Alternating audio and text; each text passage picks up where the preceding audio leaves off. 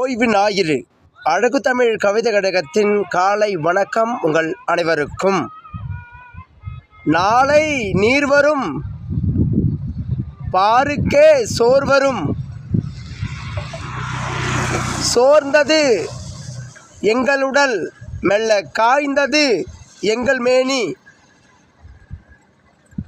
எங்களுக்குள்ளும் ஈரமுண்டு அதுதான் எங்கள் பசுமை இன்று, நாளை நீர் சுமக்க தெரிகின்றோம் இன்று பசுமை போல் நன்று என்று சொல்லும் வண்ணம் முன்பு நான் இட்ட பதிவில் நீர்நிலை ததும்பிய அழகு இன்று பச்சிலம் போர்வைகள் போர்த்தி கொண்டது போல் இருக்கும். இந்த நீர்நிலைகளின் அழகு நிலைமைகள் மாறும் சட்டென்று பட்டென்று, அது இயற்கையின் ஜாலங்கள் கிடைத்துவிட்டால் நன்று.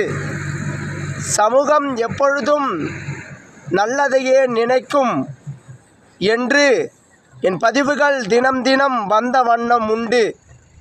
என் உறவுகளே, சோறின்றி அமையாது உலகு, நீரின்றி அமையாது உலகு. ஏனென்றால் இது இரண்டும் இன்றி அமையாது ஒரு உயிரும் தோன்ற முடியாது, தோன்றுதல் நிகழாது, அந்த நிகழ்வுக்கே இடம் கிடையாது. நாம் தான் நம்மை மாற்றிக்கொள்ள வேண்டும். இங்கு நிலங்களுக்கு பஞ்சமில்லை, நிலங்கள் ஒருபொழுதும் நீளுவதில்லை. மனித வளங்கள் எப்பொழுதும் வந்தவர்கள் இருந்து கொண்டே இருப்பதில்லை. இங்கு உணவு தட்டுப்பாடு இனி வரப்போவதும் இல்லை. ஏனென்றால் அனைவரும் விவசாயம் பழகுங்கள் என என் பதிவுகள் உரைப்பதுண்டு.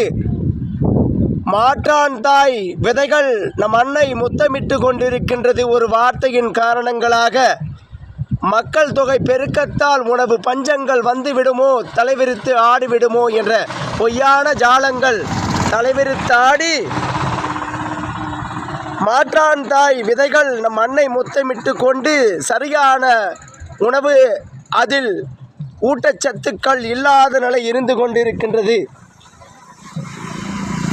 நமக்கான உணவு எதுவென்று நாம் நினைப்பது உண்டு என்றால், காலத்தில் கிடைக்கும் பண்டங்களை நம் உணவில் இணைத்து நம் பாரம்பரியத்தை நாம் காத்து அழகான ஒரு வாழ்க்கையை வாழ யாவரும் முற்பட்டால் மாற்றான் தாய் விதைகள் மண்ணை முத்தமிடுவது குறையும்.